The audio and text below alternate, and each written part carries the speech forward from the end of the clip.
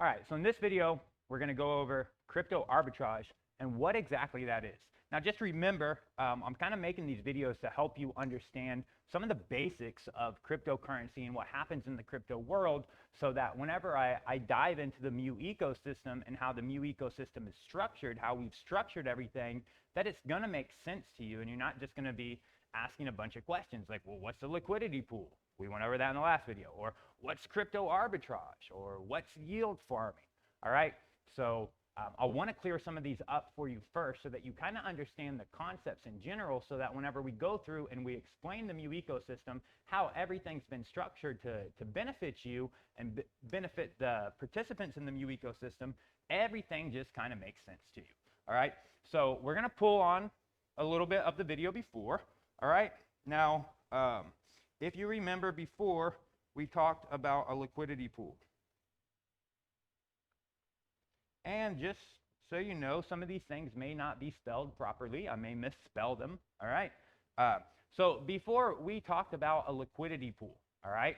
And we talked about how a liquidity pool is basically a smart contract that has most typically two different assets in it, and it acts as the buyer or the seller in a trade. It uses a constant product algorithm to determine prices, and basically whatever two assets that it has, you can get either one of those two assets by selling it the other assets. So if it has, let's say, Bitcoin and Ethereum, and you want some Ethereum, you give the pool some Bitcoin, it gives you some Ethereum. If you want some Bitcoin, you give the pool some Ethereum, and it gives you out Bitcoin. And it does this based on it prices everything based on the constant product algorithm, all right? And that's all set whenever the liquidity pool is initially created and initially initialized. I don't know if that sounds funny to say initially initialized, but that's what we said, all right? So now we're going to talk about crypto arbitrage. And if you have any idea what arbitrage is, and you know what arbitrage is, then it's probably going to make sense to you what crypto arbitrage is. Literally, I built the foundations of Tier 5 off of this concept. So I was able to start our company Tier 5 and build it to over $1 million a year company through this concept of arbitrage. Not crypto arbitrage, but just through arbitrage in general. And what is arbitrage? It's where you can find where there's different markets and the price of a good or a service varies from market to market. So you can go to one market where the good or the service is cheaper and you can buy it up, and then you can go to the other market and you can sell that same good or service that you just purchased for a profit without having to do a whole lot of work. That is what arbitrage is. There's people who make plenty of money through Amazon arbitrage, where they essentially buy things at Walmart or they buy things at Target on sale, and those things are selling in Walmart for less than they sell on Amazon. So they buy them from Walmart, they list them on Amazon, they buy a $10 product at Walmart that sells for $16 on Amazon. So they just buy the product from Walmart for $10, they sell it on Amazon for $6, and that spread in between is arbitrage. So in crypto, we have the same concept, and it's called crypto arbitrage. And how it works is basically, let's say we have a liquidity pool over here, and we're going to make this easy, and we're just going to put some United States dollar coins, some stable coin, USDC, and we're going to pair it with Ethereum. USDC is in here, and ETH is in here, all right? And then we have another liquidity pool, and here we have USDC, and we have ETH. All right, so, and it doesn't always have to be this way, okay? I'm going to try to explain it to you a little bit more in depth as well, but it doesn't always have to be the same pool, all right? And this is where routers actually come into place, but this is going to be liquidity pool 1, and this is LP 2, all right? We're just going to make that short. And over here, we can say, hey, 1 ETH is equal to $2,000, okay? And over here, we can say 1 ETH is equal to $2,200. Okay, so now you can see we have a price discrepancy, which means we have an arbitrage opportunity because there's a price discrepancy. If we want Ethereum over here, we can give this pool 2,000 United States dollar coin, and it will give us out 1 Ethereum. or we can give it 1 Ethereum and we can get out 2,000 United States dollar coin. Over here in this pool, if we want 1 Ethereum, we need to give 2,200 United States dollar coins and we'll get 1 Ethereum. Or if we want to sell our Ethereum, we can sell it. We can sell 1 Ethereum over here and we will get out 2,200 United States dollar coins. All right. So now you can see between these two pools, there is a price discrepancy. The price of Ethereum is varying between these two pools. So it has created for us what is called an arbitrage opportunity. Okay. So we now have an arbitrage opportunity where we can do what? We can come over here with 2,000 USDC coins. We can put those in there. We're going to get out 1 ETH, and we can sell that 1 ETH over here, and we can get out 2,200 USDC. So we put in 2,000, we got out 1 ETH.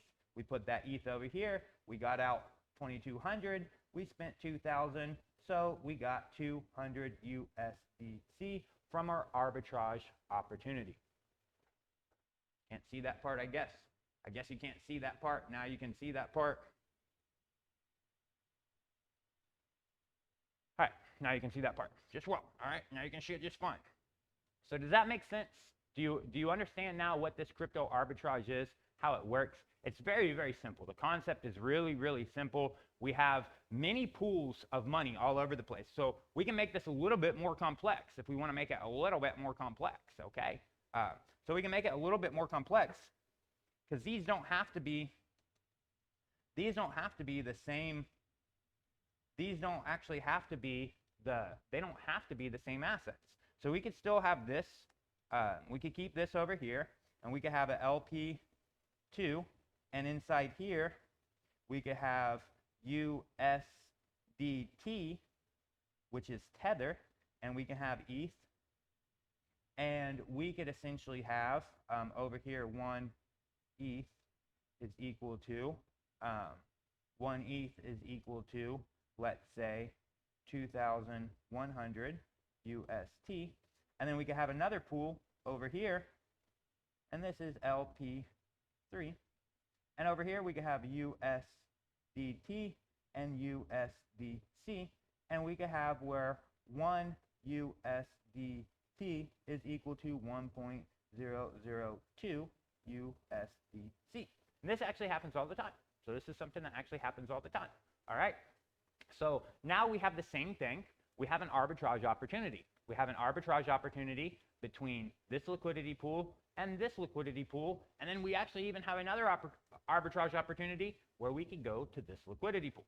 So what will we do in this situation? We're going to take 2,000 USDC. We're going to give it to that pool. We're going to get out 1 ETH.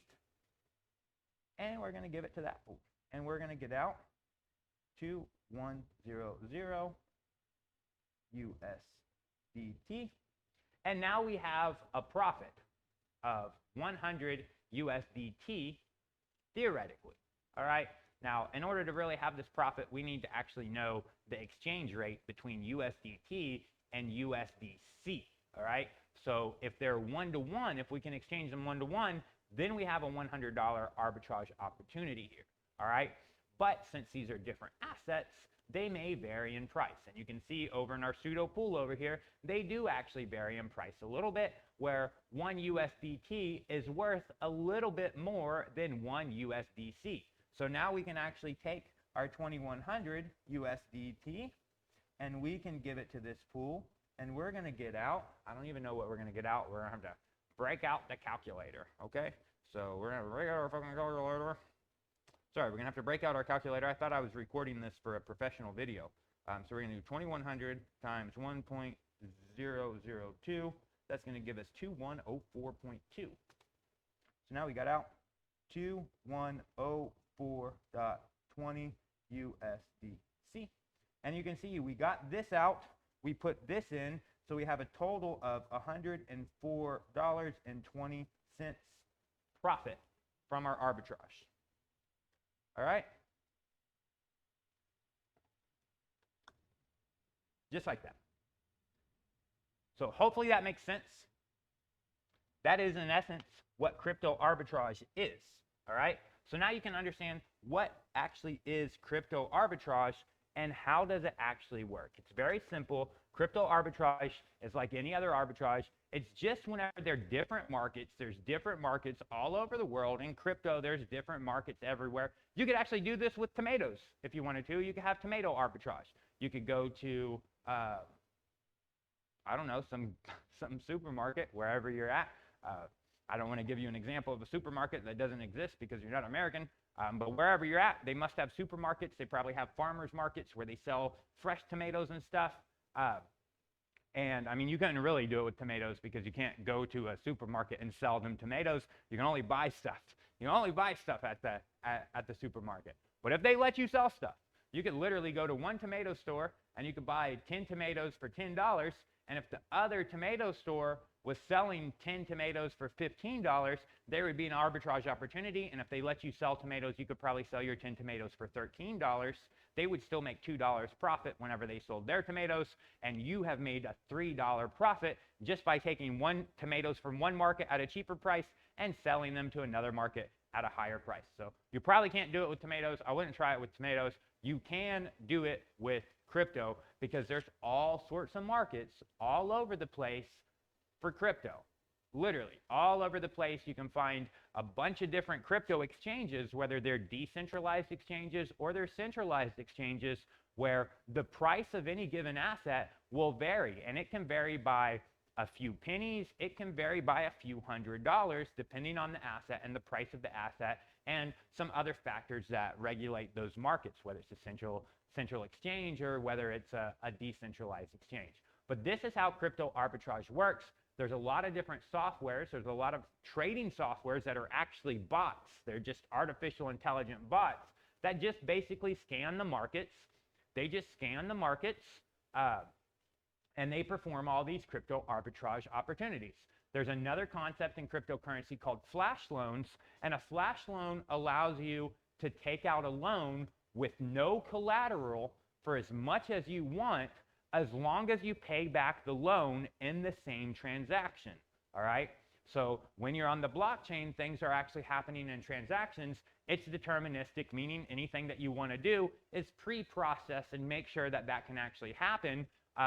And if it can actually happen and there's no issues, then you can process the transaction will go through. So the blockchain can look and see, okay, hey, I could actually borrow if USDC supports flash loans, which they do, then I could actually take a flash loan for my USDC and I could do this crypto arbitrage with no upfront capital.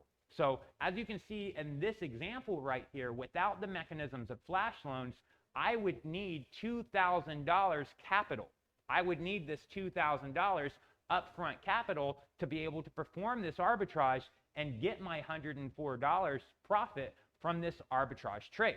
All right, I would first need my $2,000 so I could buy this Ethereum and get this Ethereum and sell it over here for this USDT, so I could sell that USDT over here and I could get back my USDC coin and I could get $2,104, which is $104 more than I started with. So I made some profit. But in order to make that profit, I need some working capital. I need some money in order to actually perform this trade and perform my arbitrage.